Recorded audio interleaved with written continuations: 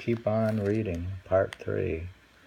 Here we have a poem. It says, beckoning from upstairs to a houseboat below, a round paper fan. Beckoning from upstairs to a houseboat below, a round paper fan. Is that somebody's waving to somebody? Mm-hmm. Every one of the mouths is beautiful, late in summer, a jazz group. That's Toniki Toto. That's a modern guy.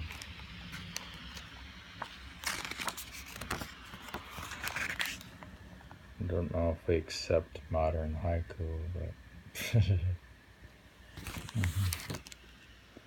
we'll have to see it. Busan. Now, Busan, was he a painter? It says Sumino Busan. And there's this beautiful picture of Mount Fuji and Shiraito Falls. And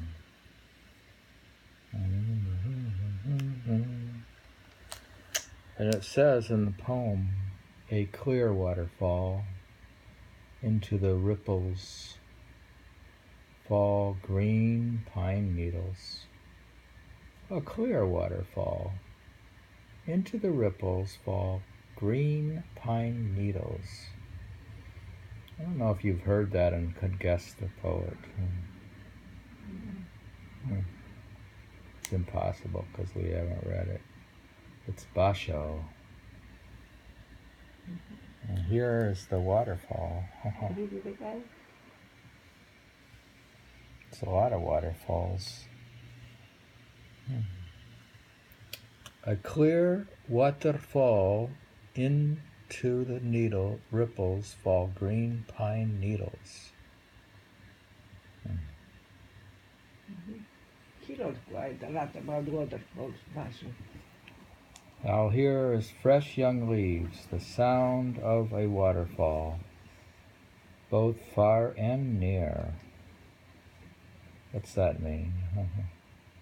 Fresh young leaves, the sound of a waterfall, both far and near. Busan. Now Busan is both the artist and the paint poet. Very cool. And there's his calligraphy. Yeah.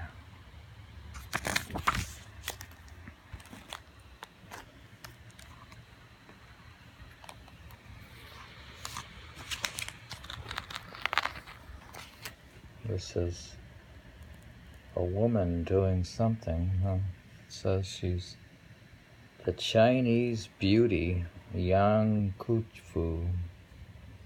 Here we have the Chinese beauty.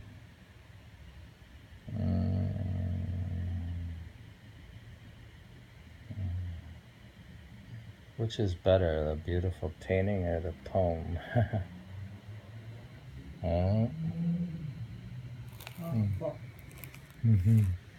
We'll see what the poem says.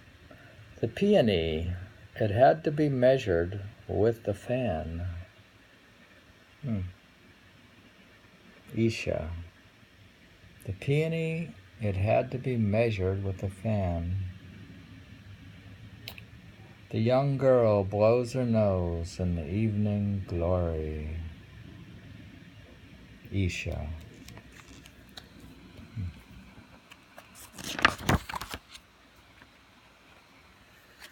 Here we have that carp again. They like carp. Big fish.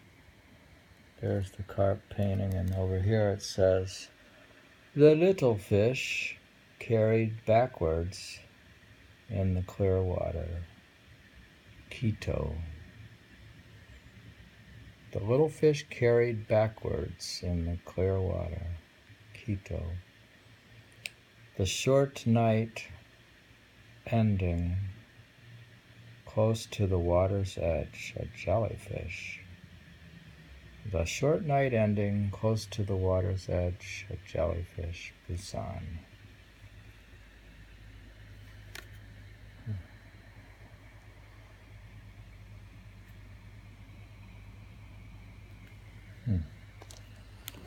We're reading from summer.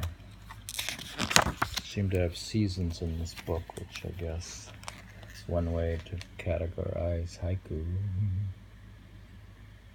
Oh, I saw this. I like this one. This painting here. I took it before. It's this painting is called The Procession of Insects. Here we have a whole procession of insects. It's very cute. Sounds very cute. Interesting. It's a nice painting. I like it. It's by Hohen. And the poem says, Summer insects strike at the midnight hour the student's face. Soha.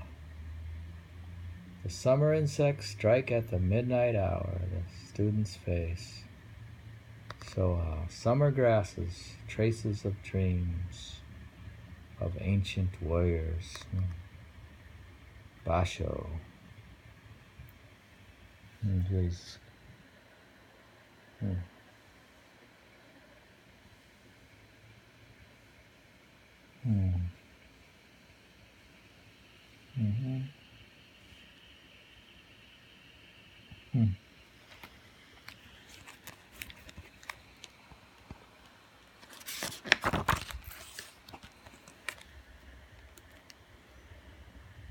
Mosquitoes by day, the Buddha hides them all behind his back.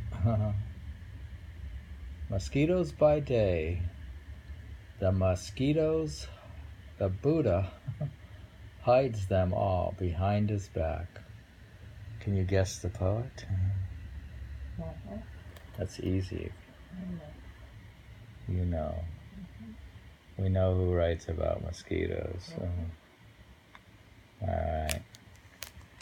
I refuse to say it. All right. At my poor hovel, there's one thing I can offer. Small mosquitoes.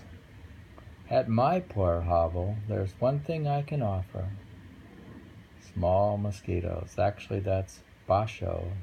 The other guy was Isa. So he's offering you small mosquitoes. If you come visit Basho, he's got something for you.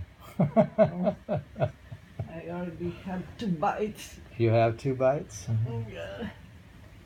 So why would you want his mosquitoes? I don't want any mosquitoes. All right, we move on. Autumn. We're in autumn. The moon. I wandered around the pond all night long. The moon. I wandered around the pond all night long. Basho. He was crazy with the moon. He wrote more about the moon than the other. No, remember we had discussed the inner moon and how they see the inner moon inside them. And Nichiren, Zen we Buddhism. said they really don't mean anything, they're just descriptive. No. Mono metaphors in the haiku poetry. The moon is like enlightenment in Buddhism. No metaphors. The moon is the moon. The moon is just the moon? Isn't the moon beautiful enough as it is? No, it has to be something symbolic. No. But as a Western person, I have to think that it takes more analysis. All right, here we go. Even to the saucepan where potatoes are boiling, a moonlit night. Even to the saucepan where potatoes are boiling, a moonlit night. Kyoriki ku. What's he saying? The moon's even reaching to the saucepan? Or? Good night. It is everywhere. We're getting back on track with some fine art here. We have On a full moon night, it's quite bright. they have nice colors here. They have the balloon flower with other plants. They have the flowers. Grasshopper. Grasshopper. And the poem says, Grasshopper, do not trample to pieces the pearls of bright dew. Isa, he's telling here the grasshopper, don't trample the dewdrops. Grasshopper, do not trample to pieces the pearls of bright dew. And here is the beautiful painting. So I claim this one for posting for Instagram. I claim Isa as my personal claim. Okay. I'll take the moon. You'll take the moon, and I get the grasshopper. All right.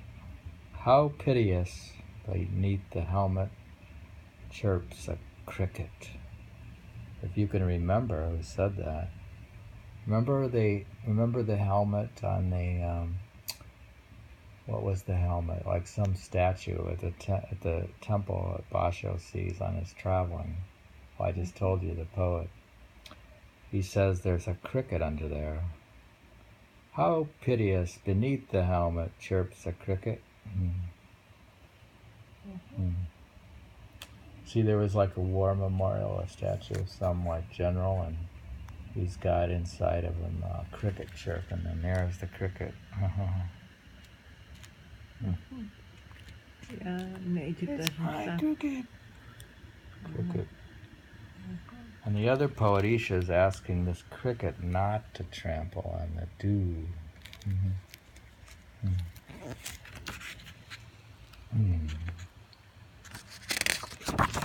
We're just going to go to Japan. Namasawa. I used to province. ask them not to make so much noise at night.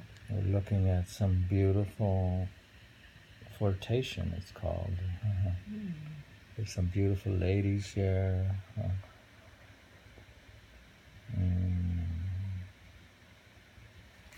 They have beautiful ladies back then. Bush clover flowers, they sway but do not drop their beads of dew. Basho. Bush clover flowers, they sway but do not drop their beads of dew. He says a word and I say a word, autumn is deepening. He says a word and I say a word, autumn is deepening. Kyoshi. I don't know what the painting has to do with it. Nothing. We have a couple of flirtation here. Something's going on in this poem, in this painting. We've read part 3 from Haiku by David Cobb.